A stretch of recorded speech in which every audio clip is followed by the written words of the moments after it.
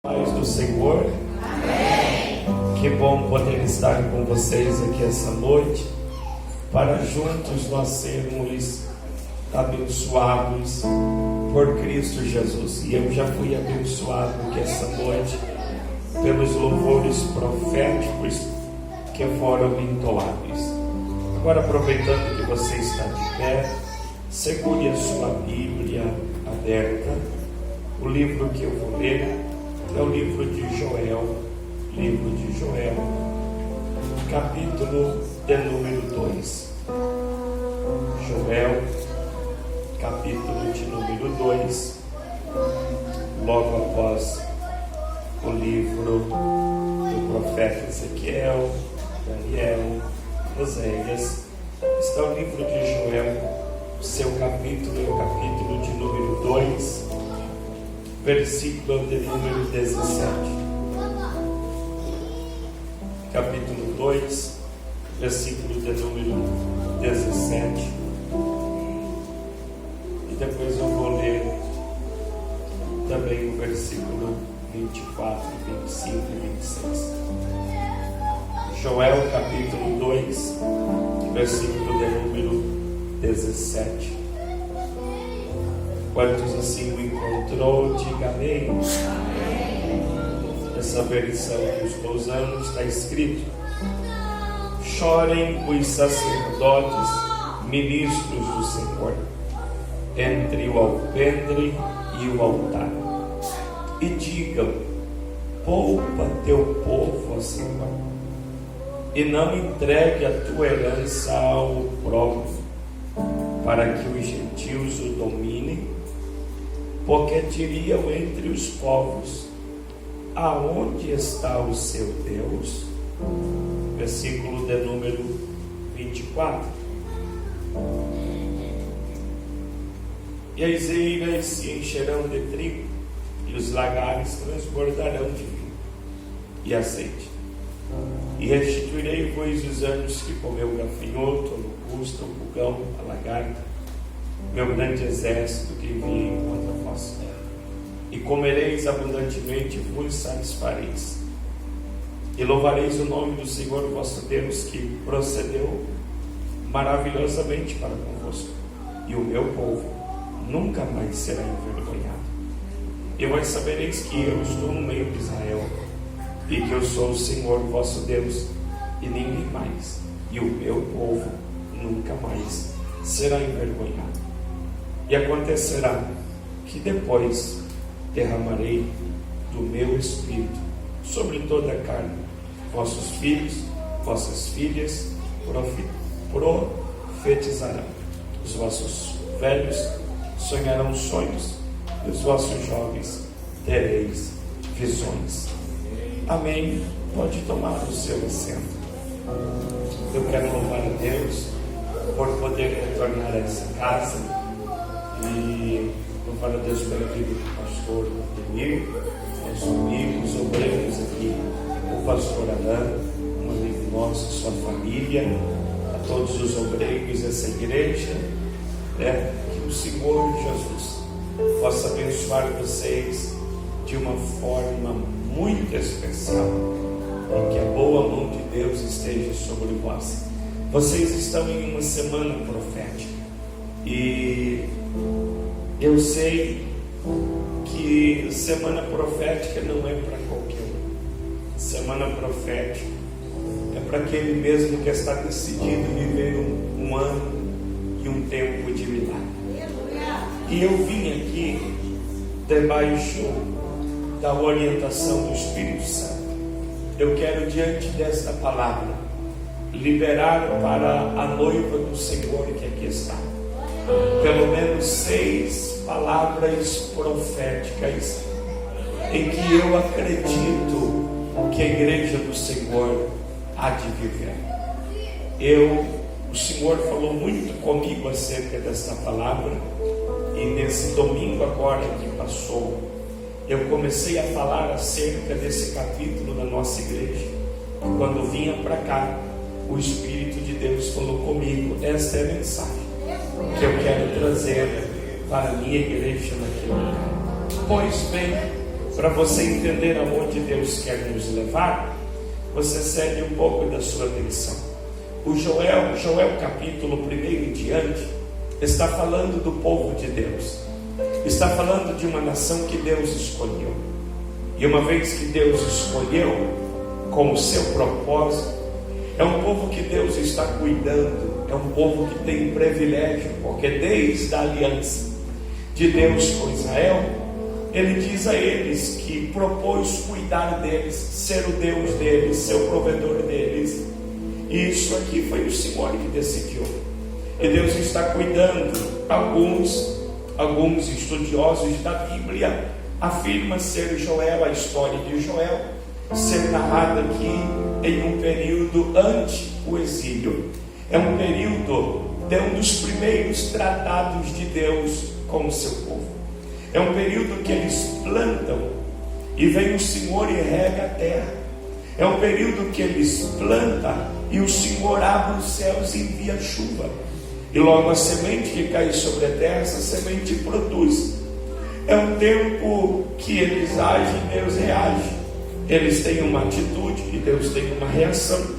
É um período que eles vivem um cuidado e uma prosperidade. Quando você lê o contexto de Joel, ele diz que eles só vão ampliando suas tendas, eles vão ampliando os seus depósitos, tamanhas bênçãos que eles colhiam, eles vão crescendo, prosperando, e o nome do Senhor está sendo glorificado.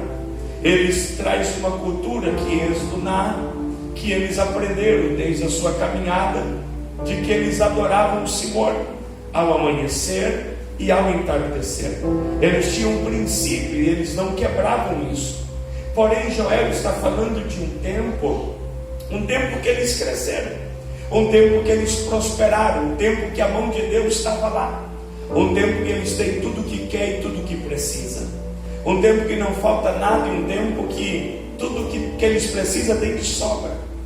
E eles vão entrar, o Espírito de Deus disse algo comigo, e eu cheguei a escrever acerca disso, que a facilidade, o conforto levou eles a um tempo de ruína. A facilidade que eles viviam, o conforto que eles viviam, levou eles a um tempo de ruína, que não era para acontecer. E logo Joel está falando de um povo que por tudo que está vivendo, eles abrem mão da única coisa que não era para abrir. Eles abrem mão de cultuar o Senhor. A única coisa que não era para eles mexer é onde eles vão mexer. Para que cultuar? Para que jejuar? Para que orar? Se a gente tem tudo que quer e tudo que precisa. Para que ir para a igreja? Para que adorar o Senhor? Para que semana profética? Para que 6 dias na igreja? A gente tem tudo que quer e tudo que precisa. E então Israel vai tomar um caminho, e um caminho que é perigoso. E eles estão vivendo uma vida de um conforto, uma facilidade tão grande, que eles não dão mais ouvidos ao que o Espírito de Deus quer falar. E eu passei 10 dias lendo acerca de Joel. E pasme, mas a ruína começa num lugar que não era para começar. A ruína começa em um lugar onde Deus confiou que dali viria mudança, e dali começou a ruína. A ruína não começa com as pessoas que estavam lá embaixo. A ruína que Joel narra começa com homens que foram chamados para o altar. A ruína não começa lá de baixo. A ruína começa com homens que perdem a visão e não tem mais uma palavra de orientação ao povo. Infelizmente, aqueles que o Senhor confiava, que o Senhor esperava, que traria uma orientação, são os primeiros que se curvam, são os primeiros que se dobram, são os primeiros que quebram os princípios. Porém, agora, quando Deus vai tratar, Deus também vai tratar e vai começar por eles o tratamento. Logo, esse povo está vivendo um período em que Deus vai começar a amassar, porque Deus vai tratar para não os perder. Eu disse uma coisa, eu disse algo domingo na nossa igreja, e vocês podem até se assustar e dizer, pastor, isso é uma loucura. Mas eu disse algo na igreja, que tem pessoas que no céu, ele vai agradecer a Deus pela perna que foi arrancada, pela doença que chegou no seu corpo. Ele vai dizer, se não fosse isso eu estava no inferno, porque isso me aproximou de ti. Eu mesmo vi muitas pessoas que nunca quis fazer nada para o Senhor, mas quando eu fui orar entre a vida e a morte no hospital, agora nesse tempo de pandemia, nessa Covid, eu ouvi de algumas pessoas dizer para mim: se Deus me arrancar daqui, eu vou fazer para Ele tudo o que Ele sempre pediu para mim. Algumas vezes o tratado de Deus é importante e é necessário. Algumas vezes Deus nos faz perder muita coisa só para Ele não nos perder. Só para não nos perder. E Israel vai começar a perder tudo o que tem, só para Deus não perder eles. Israel planta, mas não tem mais a bênção. Ele se esquece que plantar é eles. Eles têm poder de plantar, mas eles não têm poder de fazer a chuva cair. Eles têm poder de semear, mas eles não têm poder de fazer a água cair sobre a semente. Israel planta, Israel não colhe mais. 60% do seu mantimento é o trigo. Israel planta o trigo, mas eles não colhem. O devorador vai destruir toda a sua plantação. Eles se curvam diante de Deus, pastor? Não se curvam. Israel tem uma carta na manga e diz: a gente vai plantar uma vinha, e na vinha a gente vai recuperar tudo que nós perdemos. E eles plantam e esperam que quando colher vai recuperar tudo que perdeu. Porém eles dormem com uma plantação linda e acordam com tudo destruído. Israel se dobra diante de Deus, pastor? Não se dobra. E Deus vai apertando cada vez mais. Israel diz: a gente tem a maior produção de azeitona, nós vamos colher e vamos recuperar tudo que perdeu. Israel dorme vendo uma das maiores colheitas na sua frente, mas Israel acorda vendo tudo perdido. Eles não têm mais nada para colher, eles não têm mais nada. Israel vê toda a sua finança sendo destruída.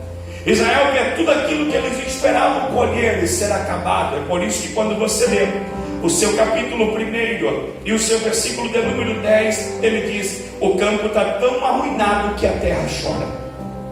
O campo está tão arruinado que a terra lamenta, porque não tem trigo, foi destruído, a vinha se secou e o azeite se acaba. Isso é o que eles estão vivendo, e eu não preciso muita coisa, só para fazer você entender nessa introdução a forma que eles estão. Se não tem o trigo, é 60% do seu mantimento, logo eles estão fracos.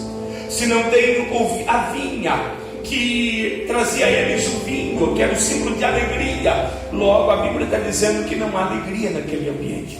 Se não tinha o azeite, logo está falando que não há unção, não há o Espírito Santo. E mais, as feridas do seu corpo não são tratadas, porque o azeite também sarava a ferida do seu corpo.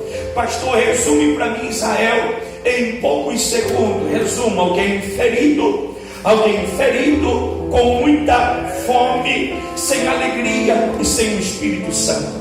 É assim que essa igreja está vivendo, uma igreja sem força, ferida, sem alegria e sem o Espírito sobre eles. É a igreja que Joel está narrando para nós. É a igreja que Joel está fazendo nós entender. Imagine um povo, é o ápice da ruína. Imagine alguém fraco, sem alegria, com feridas do corpo e sem o Espírito de Deus sobre a vida dele. É alguém sentenciado à ruína.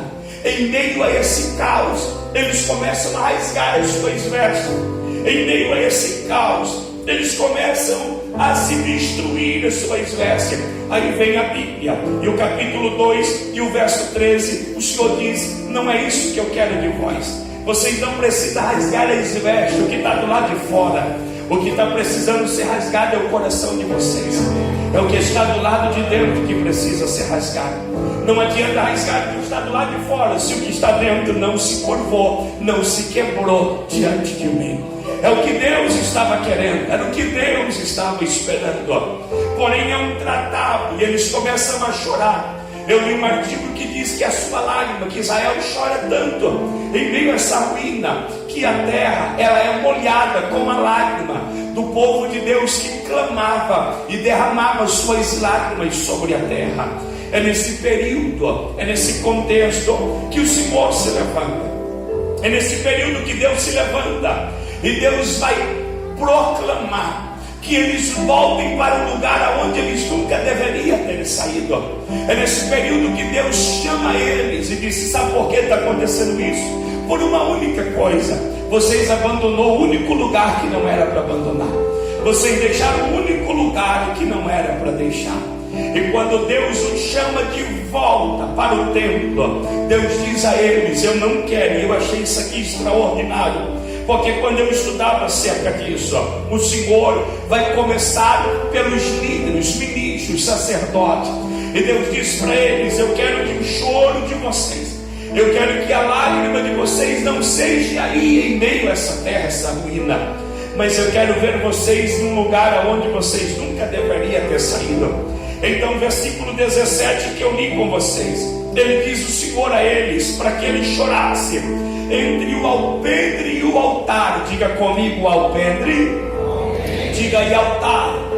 Eu fui querendo entender isso, e quando eu fui estudar, eu entendi que entre o alpendre e o altar ficava o lugar do sacrifício, o lugar onde eles ofereciam sacrifício ao Senhor. Deus manda eles voltarem ao templo, porque Deus queria voltar a falar com eles, mas Deus não manda eles ir para o altar. Deus diz: eu quero vocês entre o alpendre e o altar, eu quero vocês no lugar do sacrifício, porque é no lugar do sacrifício que eu vou voltar a falar com vocês. É no lugar do sacrifício que eu vou voltar a trazer uma palavra de esperança para o meu povo. Os ministros, os sacerdotes, eles voltam para o templo e eles se prostram diante, entre o altar e o alpendre. É ali que eles se curvam, é ali que eles se prostram. E quando ali eles se prostram, eles vão passar noite de clamor. Eles estão vestidos com vestimenta, com roupas de saco. E isso aqui não precisa ir longe para entender. Aquilo é algo, há quem diz que é algo eu nunca coloquei no corpo, mas só de pegar em coisas de saco você sente uma alergia. Aquilo era algo que pinicava o corpo daqueles homens, de forma que no templo eles não conseguiam dormir. E eles, já que eles não dormiam, eles faziam aquilo que o Senhor mandou eles fazer ali. Eles ofereciam ao Senhor sacrifício. Eles viravam noite clamando, gritando, pedindo para que o Senhor mudasse a história daquele povo. Quando eles gritam e quando eles clamam, ele diz para que o Senhor mudasse a história daquele povo. Para quê, pastor? Para que o povo lá fora olhasse para eles e pudesse entender que eles tinham um Deus e que a história deles não ia ficar da forma que estava, mas Deus ia mudar a história que eles estavam vivendo. Você crê? Diga amém.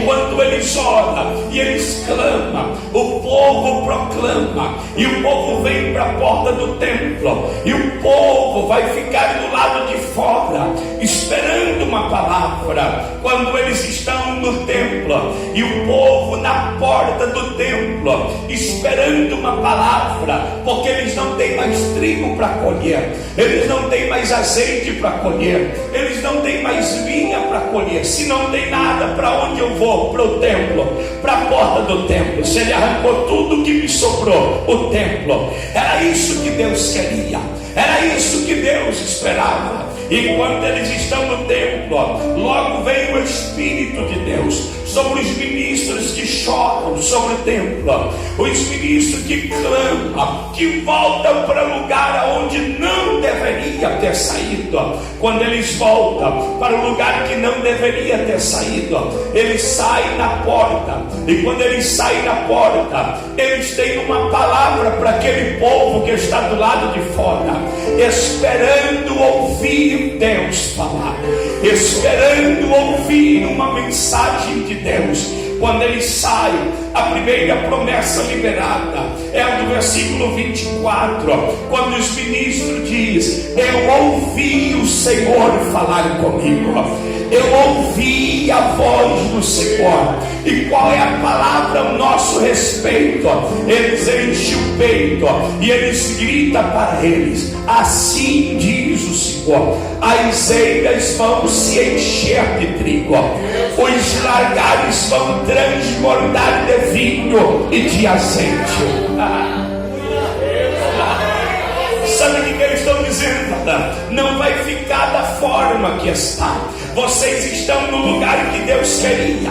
Nós estamos no lugar que Deus queria. E a primeira palavra que o Senhor me pega é essa: que não vai ficar da forma que está, mas Deus vai encher os lagares, vai transportar.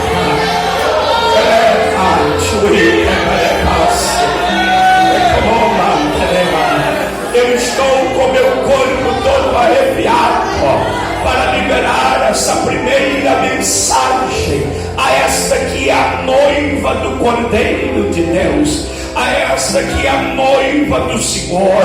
E a primeira palavra que Ele me autoriza a dizer é que nós não vamos continuar da forma que estamos, mas Deus está prometendo para nós. Enquanto eu orava, enquanto eu chorava, o Espírito de Deus fez essa palavra nascer no meu coração, porque Ele tinha um propósito através dessa palavra. Agora, se você veio na semana profética, não ouvir pastor Ney, mas ouvir Deus, ouvir a Bíblia, porque eu não quero liberar nada de mim, eu quero liberar o que a Bíblia diz. Se você vem, a primeira palavra é essa: 2023, os lagares vão ser tomados por Cristo. O azeite há de transbordar, o vinho há de transbordar.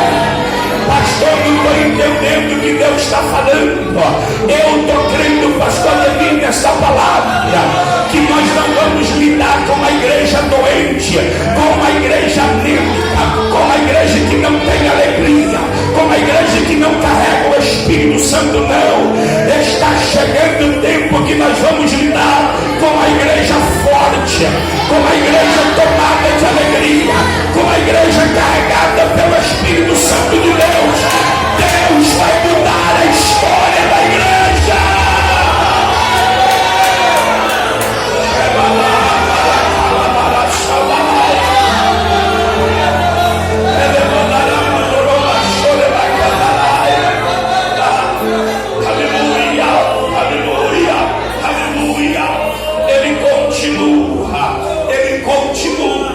E eles voltam ao templo, e logo pela manhã são eles de novo na porta do templo, esperando uma palavra. Os sacerdotes e levitas, os ministros do templo, esperando ouvir Deus falar. E eles saem, verso de número 25, e eles dizem: qual é a palavra de Deus a nós? A palavra de Deus a vós é esta: Deus disse que vai restituir